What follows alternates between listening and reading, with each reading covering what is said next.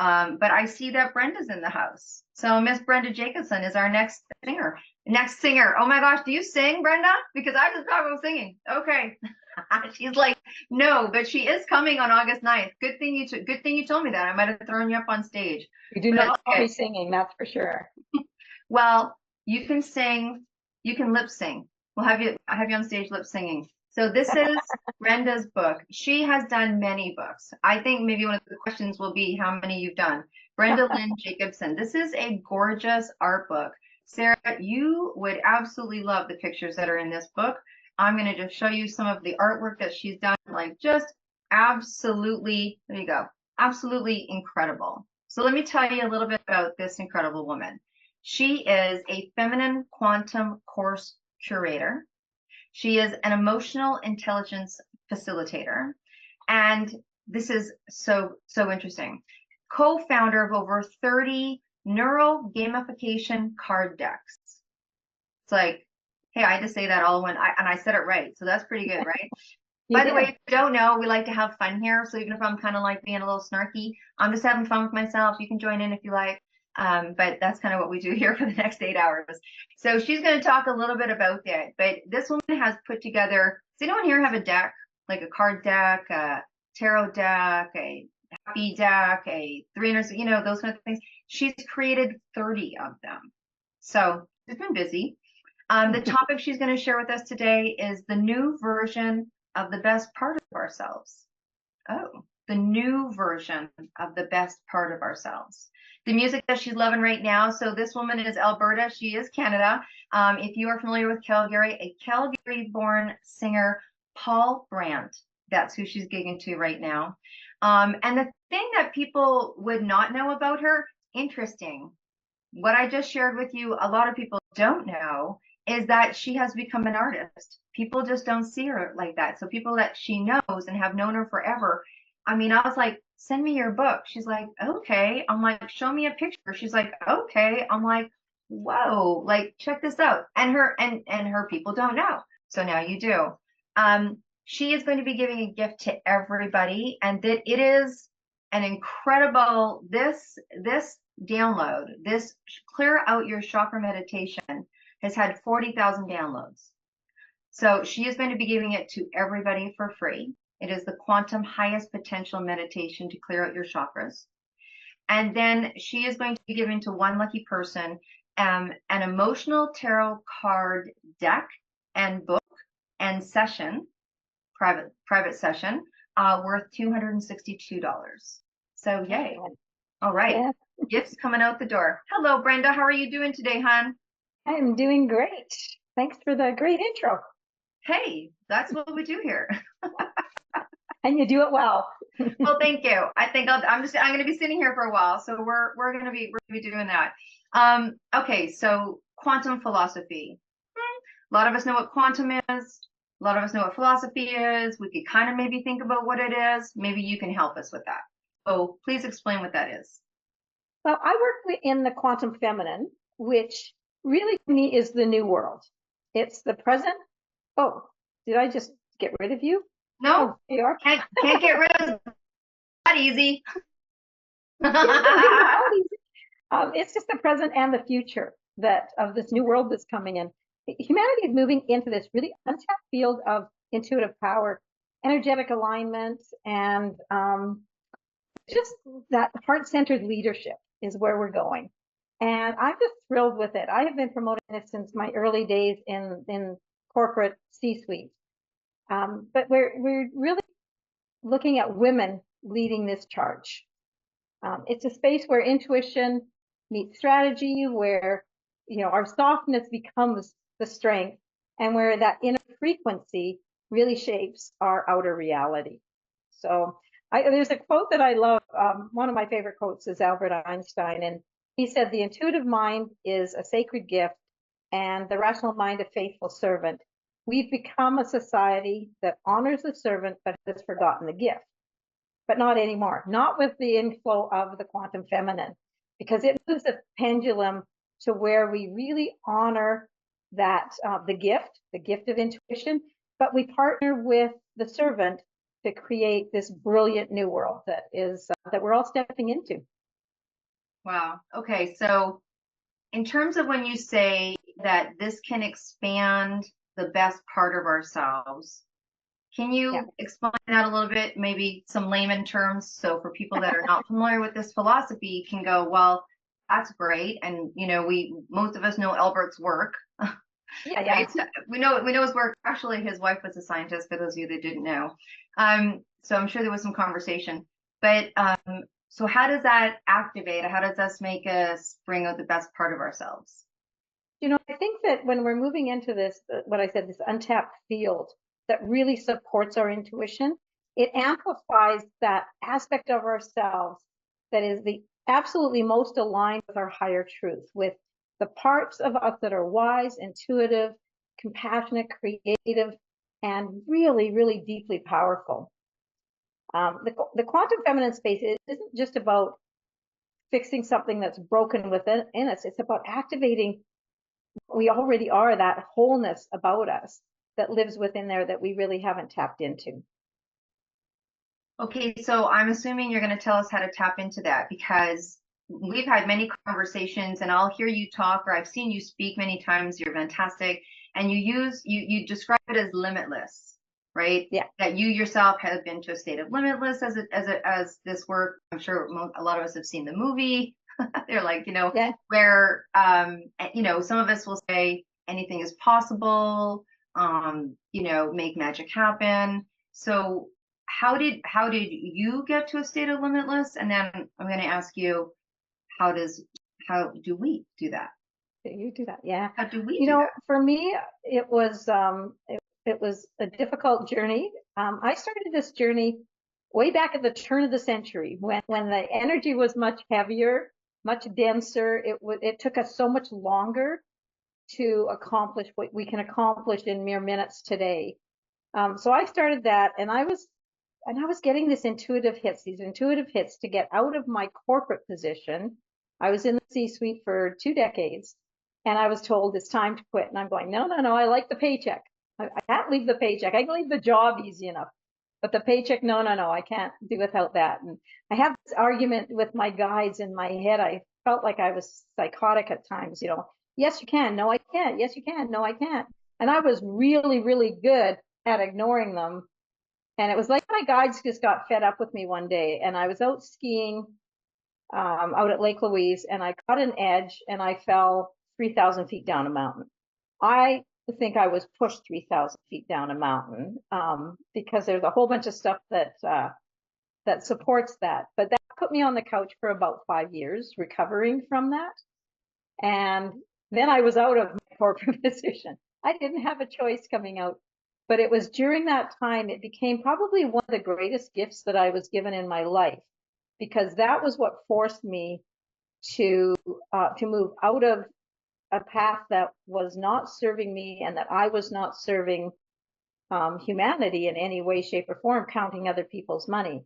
It moved me out of that and into, that's when I started the emotional training and having people tap into their emotions and their vibration and raising their vibration and looking at all the different tools for doing that.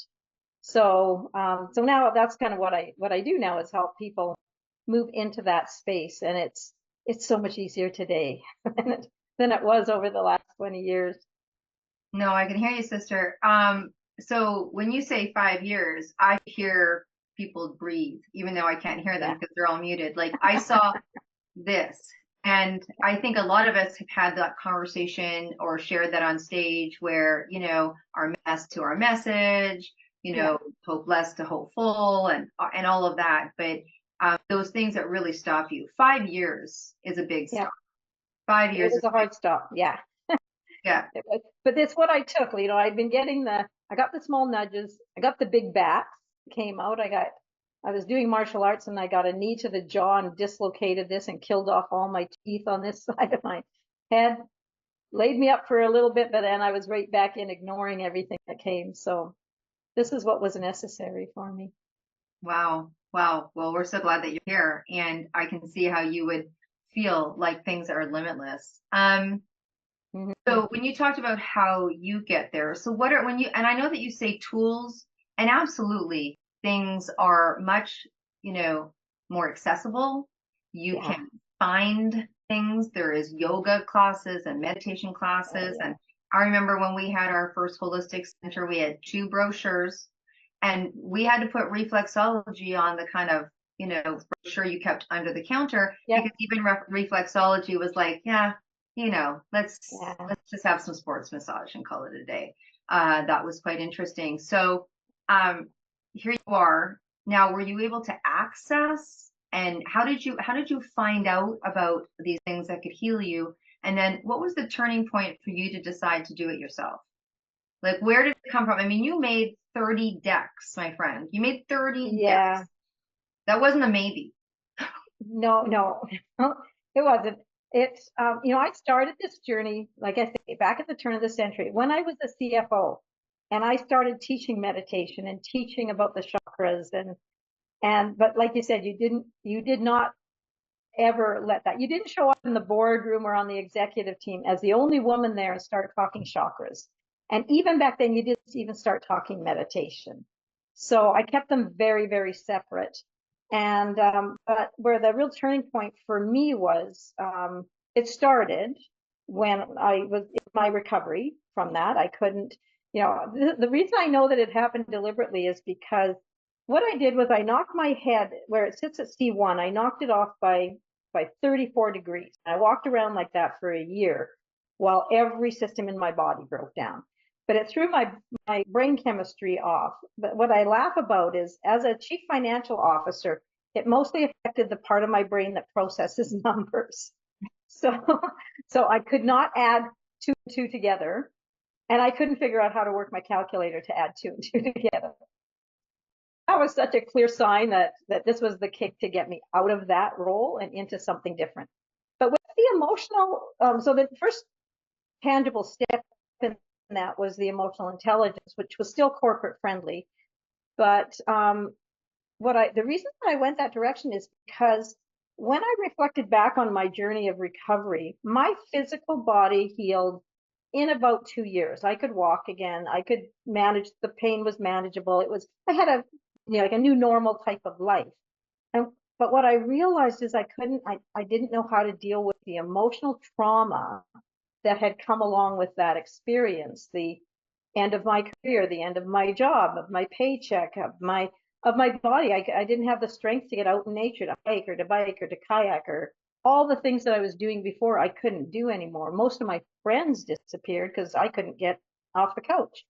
So there was a lot of trauma, and I never had the training in how to deal with that kind of emotional trauma. And then I kind of looked around and went, God, everybody around me has fallen down some kind of metaphorical mountain. Like they're dealing with the end of a marriage or the end of a career or a job or a health issue or, a loved one died. And none of them had ever had the training on how to manage their emotions, how to work through any kind of trauma like that. That was the launch of the company that trained in emotional intelligence. And it was early into that I brought on a partner that was a gamer, gamed his own life. I haven't played a game in my life, but he gamed. And so we kind of joined forces and created what we call neurogamification, because we worked with neuroscientists. So it's got a lot of brain training wrapped up, integrated with the game dynamics, and then wrapped all around any type of emotional skill that's required, whether it's conversation, resilience, agility, maturity, everything down to your emotional vocabulary. And then we got really good feedback. We went into corporate. We did corporate workshops. They were about 4-hour workshops, and they played games in them all. And at the end, I'd say, do you have any questions? And every single time, without fail, the number one question that came out was, how do we get this to our kids? And like, our kids need to learn this before they're our age. And we didn't have an answer because we only had 4 decks and we only dealt with corporate. So we tried to ignore them, but it came every time. So we went back to the drawing board and created a set of decks that go from 3 years old to 14. It tracks how the brain matures in those years and brings in new emotion skills that are age appropriate. So that was the first 7 decks. And then we had people come to us and say, well, geez, my kids are in sports and their coaches could really use this, or their teams could really use this. Do you have anything for athletes? Well, not yet, but now we do. Now there's 7 deck series that goes into that. And, we had, when the Black Lives Matter riots and stuff broke out, we had a group of psychologists that we were already working with come and say, do you have anything for diversity, for gender and racial diversity? And nope, but we will shortly. And so we have another deck series called Race to Empathy. And so that's how the 30 decks came out, was it just kind of Right. evolved itself. It wasn't that we thought our way through it, really. It was really Right. that people came to us and we went, yeah, we can create an app for that. Well, I think that's such an important lesson, and I see women nodding their head, because sometimes you start and then it starts with a life of its own. Like if it's a meant to do, it's a meant to do. If it's a meant to be, it's a meant to be. And I'm sure you get that question, and I get that question too. Like, what made you decide to do this? And I'm like, I don't know. I think at this stage of this game, I don't know if I chose it or it chose me. You know what I mean? And I think that's what's happening when you Absolutely. live in the world of the unforeseen. You're like, you don't know where it goes. I'm sure Sarah didn't think she'd have, this many podcasts. I mean, you know what I mean? It just starts Yeah, to evolve and evolve. But I don't want to forget about the thing that you said people wouldn't know about you, and that is you yeah, as an yeah. artist. Okay, so let's talk about this book, The Adventures. Now you're going to have to say this name because I do not want to say it wrong, but it's Awakening Through Artistic Expression of a Shamanic Journey, and it's really beautiful. The And Adventures of Awa. Yeah. thank you. Thank you. So tell me about how art came into your life. It was a really significant part of my healing journey. So I had never picked up a paintbrush in my life, since grade school. And that image that's on the front of that book of the shaman is Nakaewa. It's actually a past life version of me. But when I was on the couch, I got this vision. That thing came to me in my meditation, and it kept showing up for a few days. And then I was told it's time to put it to canvas. And I'm going, what does that even mean? I don't even know what that means. And I didn't have any idea how to put paint on a canvas. So, um, uh, and of course, the way the universe works, like an absolutely gorgeous art instructor showed up out of the blue in a really bizarre, random way, and we connected, and she literally taught me how to start putting paint on a canvas. It probably took me about to paint that painting probably took over a year of me just painting other things to try to figure out, how to use light and shadow and depth. And, the first thing was, oh God, I don't want to mess up this beautiful white canvas. I'm going to screw it up if I throw paint on it. So it was really a journey there. But the rest of the paintings in there came through visions. And the reason I wrote the book is because, yeah, the flowers not so much. The flowers were my exercise on just Right. getting paint on canvas. But the every other vision that came through with a story attached to it, and it fed my healing journey in some way, shape, or form. Somebody told me I should have an art show, and I said, why would I do that? What if somebody wanted to buy something? And they said, well, isn't that the point? And I said, no, it was. I never started painting to become an artist. And this is why nobody in my inner circle even knew about that unless they showed up in my house and saw the art with my name on it. I never published it because it was just an internal part of my healing journey. And I said, no, like every one of those has a story to it. He says, like what? And I said, well, here's one of the stories. And he said, oh my God, you got to put this in a book. You got to write a book about this. And then you can sell copies of your paintings. And so it took me a few years to actually do that. But that's what that book is the stories that came through Naki being a shaman, and the stories that just came through my meditations that fed into my healing. Wow. Well, I think what an incredible message today about many things, right? The unforeseen, following your messages. I don't think that you make it a few years on the planet without knowing that sometimes you've been nudged for something. I Yeah. mean, by the grace of, hopefully you haven't been nudged to that degree, but you hear something or you know something or it shows up, you start doing something and you make a decision about a business, and the next thing you know, the next networking event that you're at, there's someone there that happens to be a specific coach for that or whatever, like those kind of things. And Absolutely. you start to see things. I think when you accept accept the mission. I mean, my goodness, let's just use the name that I know so well, Yeah, yeah. right? When you accept the mission, then things start to appear. And then then Oh I think yeah, that's when the faith kicks in, right? The faith that you're on. And then yeah, someone asked me recently, they're like, so do you have faith? I go, honey, at this point, I have to have faith in it that there is faith. yeah, yeah. The Well, bigger that's, the bigger that you go, right? yeah, and that's the thing. And if I had one piece of advice for people is to get yourself to a point where you absolutely trust that inner voice, that inner direction. Don't take a trip down the mountain like I did. But once that happened, I'll tell you, I do not ignore messages. I, right now, I got a message 2 weeks ago, 3 weeks ago to sell my house. I love my house. It's where I healed. It's where I became an artist.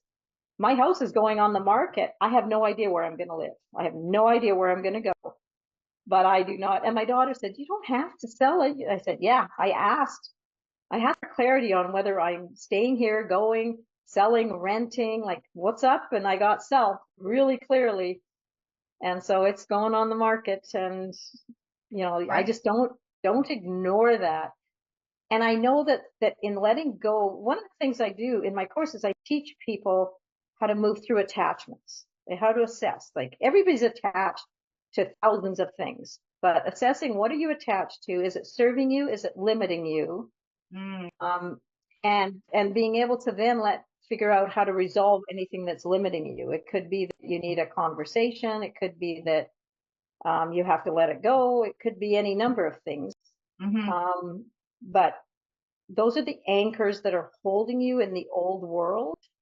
And for you to elevate, and to go through your own evolution into those higher dimensions of this absolutely brilliant new world that's just waiting to be invited in, you have to let go of those anchors. And so that's really the number one thing is, let go of the anchors and trust that intuitive knowing. Wow. Well, let's do some love and some jazz hands and all the things that fill the chat with everything that you got from that. Maybe a one word if you just want to put that in there. We're going to give away this incredible prize. So if you don't know how we give away prizes here, we ask you a question. The question is, you need to listen to win, right? Listen to win. Everyone is going to get that incredible. Now we know why her meditation, Clear Your Chakra meditation, was downloaded 40,000 times.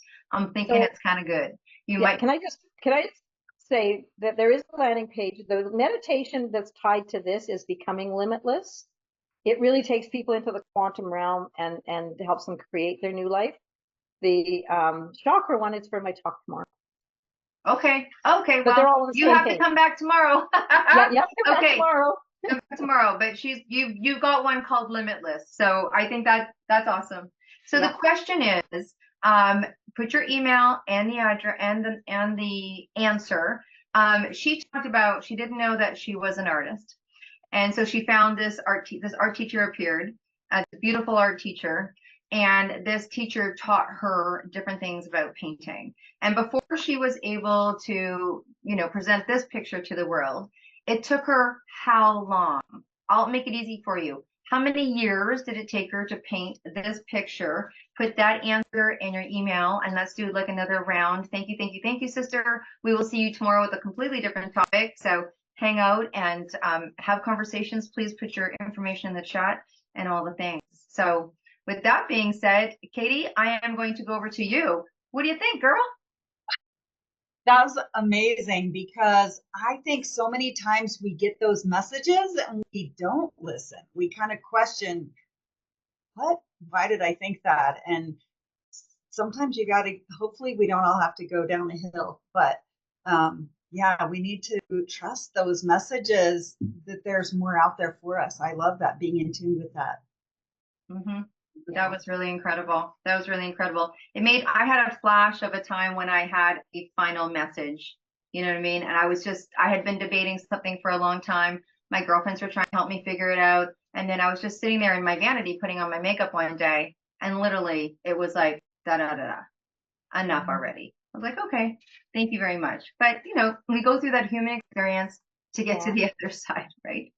All right. Deb, there was one more thing that you and I talked about, was giving away the 4 paintings at the August event. Okay, now I didn't know because I got a message from you and maybe I misconstrued. I didn't know if you were doing that or not. Are you still doing that? I am. All right. So that is part of the prize as well? Yes. Okay, now you're doing one for this? I'm doing, so for the first 4 women that commit to meeting me in Vancouver at your event, I've got paintings that are in a series called the Women of the Elements. So there's this one that's Women of the Earth. There is this one that is the Woman of Fire. There is, sorry, that first one was Women of the Water.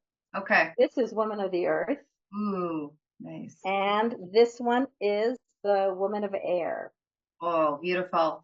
Okay, so I knew she was doing that, and for some reason when I got a text, I thought, ooh, it sounds like it changed. So Brenda is coming to Vancouver to that August 9th event that we just talked about, that Katie's like, there's nothing like being in person with somebody. And so the first 4 women that say, hey, I'm going to meet you there, you're going to be able to go home with one of those paintings. Wow. So if you are going, you may want to you just go send a message to Brenda in the chat that you are going and make sure that you tag team her. We will all be together there having a great time. So the first 4 people that do that, awesome. Well, lucky you for showing up on the first day. I don't know if we'll be saying that tomorrow. Yeah, exactly. So lucky you. Oh my goodness. That's amazing.